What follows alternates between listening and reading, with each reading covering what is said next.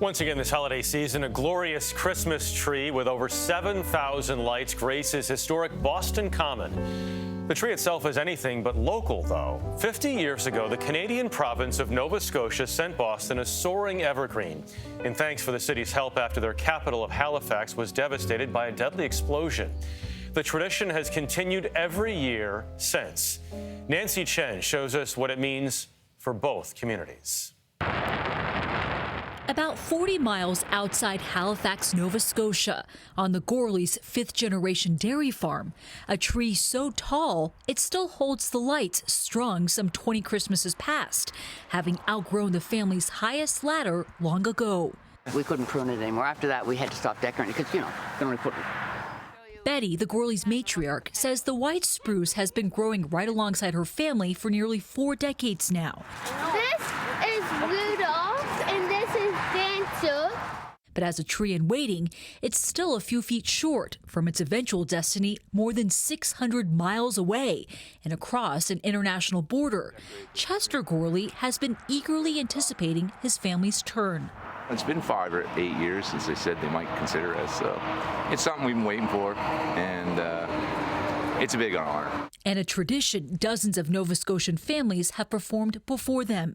The spruce the province sends each year becomes Boston's official Christmas tree, a gesture of appreciation more than 100 years after the Halifax Explosion. The largest man-made explosion until Hiroshima happened here in the harbor. December 6th, 1917. New Glasgow's town crier, James Stewart, has accompanied the tree to Boston in past years. During World War I, and Halifax was basically a hubbub of ships that were getting ready to convoy across the Atlantic. On the day of the explosion, that included the SS Mont Blanc on its way to France, when the SS Emo crashed into it in the narrowest part of the harbor. When the collision took place, sparks basically flew, and one of the ships had munitions on the deck. It was, in a nutshell, overloaded. Just 20 minutes later, as people gathered to see what happened, the ship erupted. The city was basically flattened, the north end of the city. 2,000 people were killed. And an estimated 9,000 people injured, many by shattering glass. Nearly 600 people were treated for eye injuries.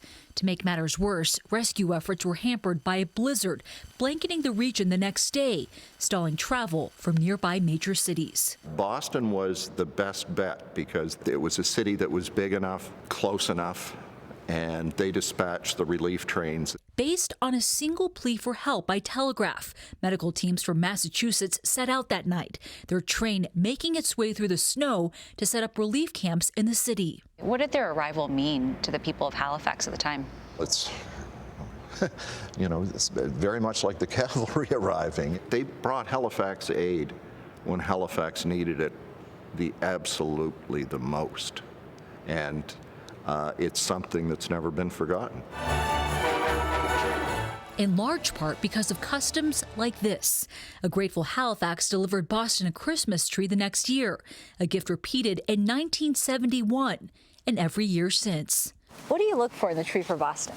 We look for a tree that's about 45 to 50 feet tall. As manager of the Tree for Boston program, Sandra Johnston considers contenders from across Nova Scotia, keeping an eye on about 15 trees. You have a list going, essentially, for many Christmases in the future. Yes, we do. And I don't think I could sleep at night if I didn't have a list of trees coming up in the future. Trees are nominated by the public, as well as landowners volunteering their own. You're sending your best and brightest to a place that's pretty far away. Yes, but as most Nova Scotians love and appreciate, they remember the assistance that Boston gave us 104 years ago. And you don't have to go too far when talking to anybody from Nova Scotia to find that connection. A bond forged in tragedy, now commemorated each year as the tree makes the long trip from Nova Scotia to Boston. Happy holidays, Boston. Enjoy your tree. It's on the way. Communities line the truck's route with send-off parades as the journey overcomes winter storms, city traffic, and even the pandemic. Last year, as land borders were closed to non-essential goods, the tree traveled by container ship. A journey repeated this year. 3, The 60-year-old tree from a Cape Breton nonprofit cheered as it was lit on the Boston Common, with the Premier of Nova Scotia attending the ceremony alongside Boston Mayor Michelle Wu. This is a symbol of what we can do when we step up to see how we can be there for each other. So I'm incredibly grateful to Nova Scotia for continuing this important tradition. A tradition the Gorley family is proud to partake in one day. The tree towering over their front yard, just a small token of appreciation for the help from a faraway city so many years ago. What does it mean to you to have this tree potentially go to Boston? Well, they helped us enormously, and this is just a thank you. A community offering a helping hand when it was most needed, as gratitude endures generations. For CBS Saturday Morning, Nancy Chen, Halifax, Nova Scotia.